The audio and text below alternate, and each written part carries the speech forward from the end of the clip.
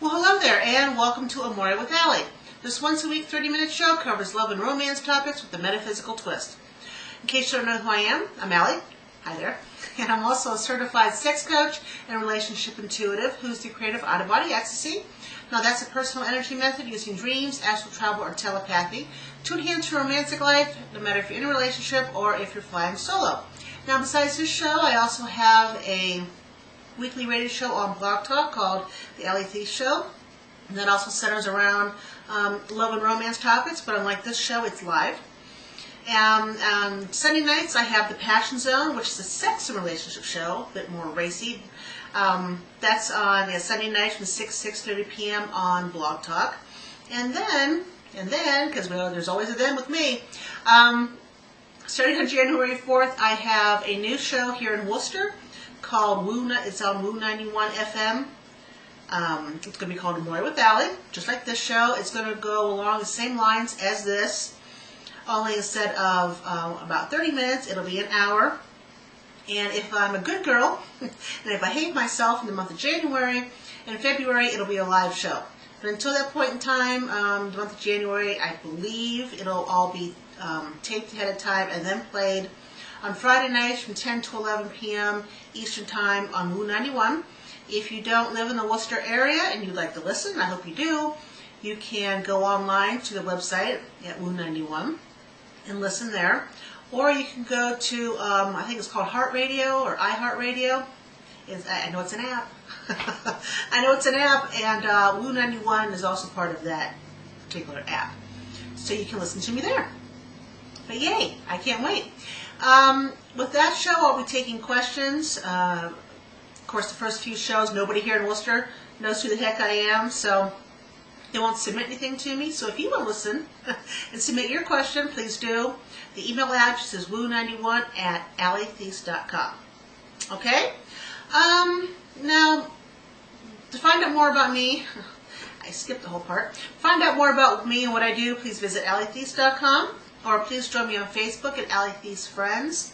Now that Facebook has done their thing and they switched crap around again, I have two pages. I have Allie Thies Friends and then I have Allie Thies. My Allie Thies page is for people that I personally know and that I've been friends with for quite some time and family members. So if you put me in the search place and both of those come up, please choose Allie Thies Friends. Because that's where I'm getting to know people. And Allie Thies Friends, and eventually maybe you might make it to Allie Thies. You don't know. I don't know. Let's find out.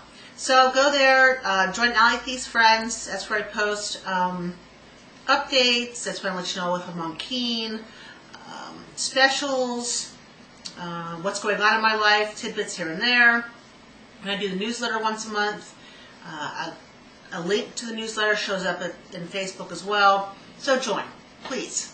I'm hovering at the same number there for quite some time. It needs a boost. I'd like to get to 300. I'm not even there yet. So if you could help me out, I'd greatly appreciate it. Now, in the last show I did, which was about an hour ago, both of these shows will be posted about the same time. I gave you an affirmation. And it said, I am brave and confident as I break the boundaries of my comfort zone into a world of opportunities for my highest good. Now, that affirmation and the affirmation I'm going to give you at the end of this show, do them in tandem with one another until the show next week after Christmas. Okay? Because they both kind of complement one another. Let's see. Okay. I said everything there in the last show I just did, so we can move on to the quote of the week.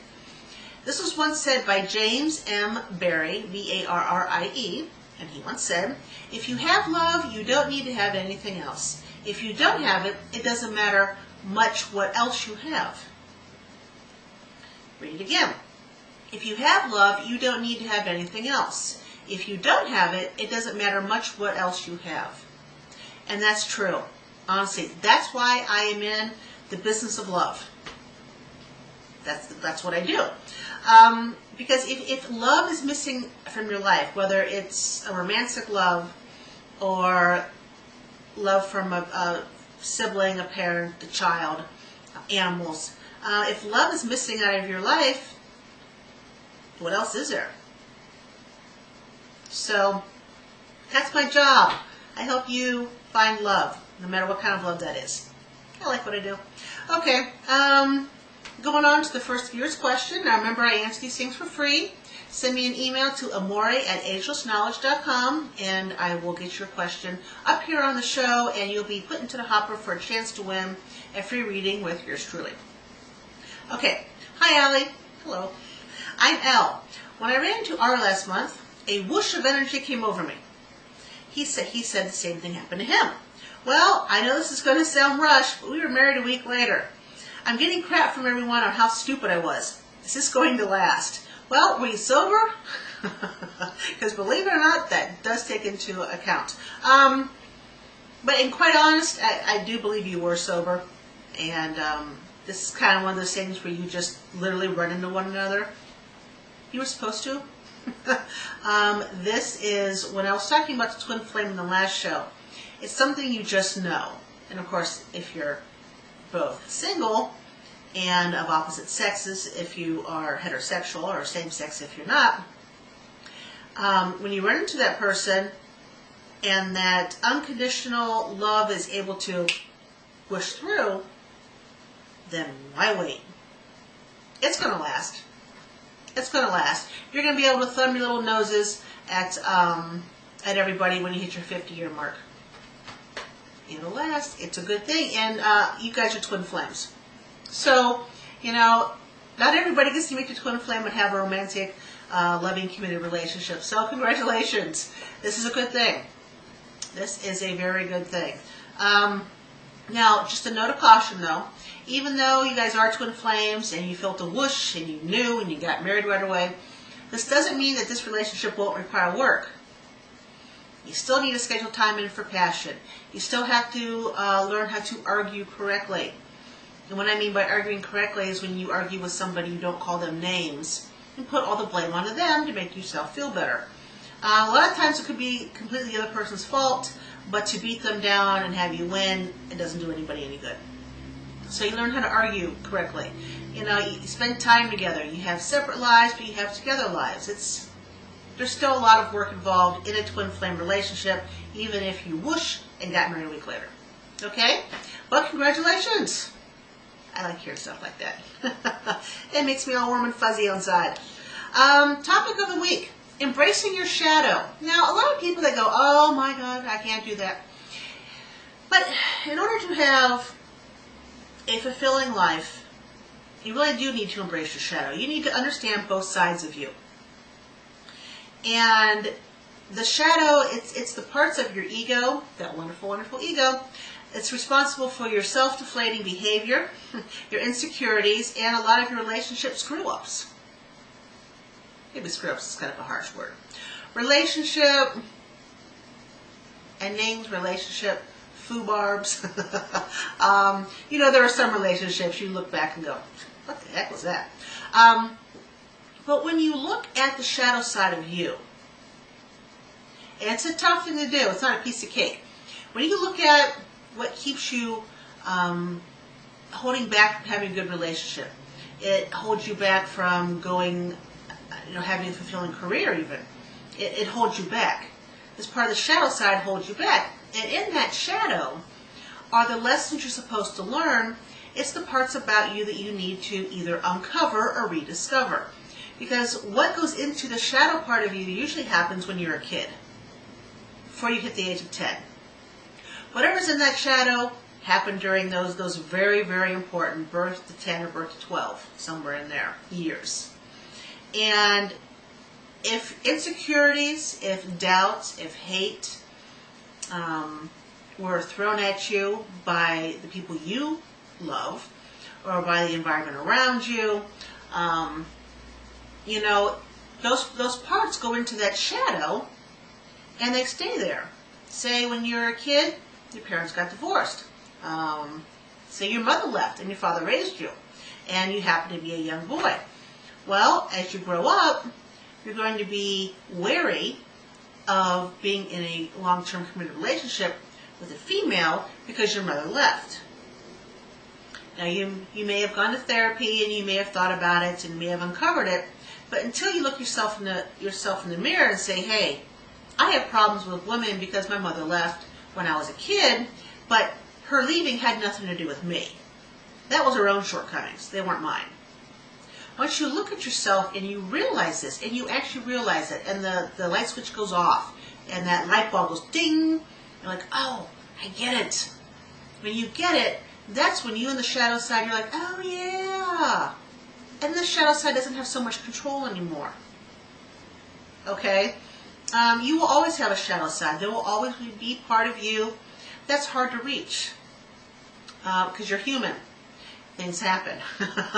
Even as an adult, you could be with somebody in a long-term relationship and it suddenly breaks up for one reason or another. They find somebody else, they pass away suddenly. That hurt, that pain, unless you look yourself in the mirror and you deal with it, that hurt and pain goes into your shadow side and affects the rest of your relationships that you try to have from that point on. So it's important to embrace that shadow side, to look at that shadow side and figure out, what do I keep doing that's sitting in there staring at me from, behind the curtain. Once I figure it out and I see it and I acknowledge it, then I can keep going forward. Okay, but you have, the light bulb's got to go off. And you can only do that if you embrace your shadow side and you take a good, truthful look at yourself. And a lot of people have a problem doing that. It's that ego again. Ego keeps you from looking at your truthful self. So give it a shot. There's a lot more involved, but I don't have enough time to go into the whole thing about embracing your shadow. That's the tidbits. Go online if you want to find more about it. Not necessarily from my site. I think if you put in Shadowside, embracing your ego or something, stuff pops up. I just told you what I know. But I'm sure there's other people out there besides me who know stuff. Viewer's question. Again, if you want to send me a question, it's amore@agelessknowledge.com. And this question is from D, and they asked. And I say D as in the letter D, not necessarily the name D. Do you think we can have multiple twin flames, different than kindred spirits, and that they can be in form of our BFFs and such? Now, one thing about twin flames, soulmates, kindred spirits, the whole 9 yards, different people give them different names. We don't all call them the same thing. They are basically all the same thing, but we give them different names to it. It's like chakras and energy portals. They're the same things, but people call them two different things, depending on what they're used to. You could only have one twin flame, hence the word twin. There's only one other side of you. Only one. No more. No more, no less. You can have, outside your twin flame, the other two soulmates who are in your soul cluster, and they can be your BFFs. So your twin flame and your two other soulmates in your soul cluster, all three of them can be your BFFs. One of them doesn't have to be a romantic partner. It can also be, your three kids. It can be your siblings. Twin flames don't necessarily have to be romantic, but they are a major part of your life. They have a major influence on you if you're lucky enough to find them. So I say no to multiple twin flames, hence the name twin, one-on-one. But I say yes to your BFFs being your soulmates in your soul cluster, or a BFF can be a twin flame, if that makes sense. Okay? But thank you very much for sending in your question. Now, magical item of the week, let's talk about that Moonstone. And I was going to bring a no, that's not it. I got all excited, I thought I had one down here. I've got Moonstones all over the place. I don't know why I didn't have one sitting here with me. I have so many stones that, nope, nobody's down there. How many is this? Is this one? This might be a Moonstone. No, it's not. Again, I need my glasses to see some things. It's sad, but true. Okay, anyways, Moonstone. Google it. It's a Moonstone. It's a gorgeous stone. I mean, it just is. It's flowing. It has great energy to it. Moonstone represents the feminine. It represents the receptive part of the universe. The moon, the element of the water. When you pair a moonstone with a quartz crystal, they kind of work off one another. The moonstone sends out loving energy through the quartz crystal, and the quartz crystal gives the moonstone an extra energy boost. So they work really, really well together.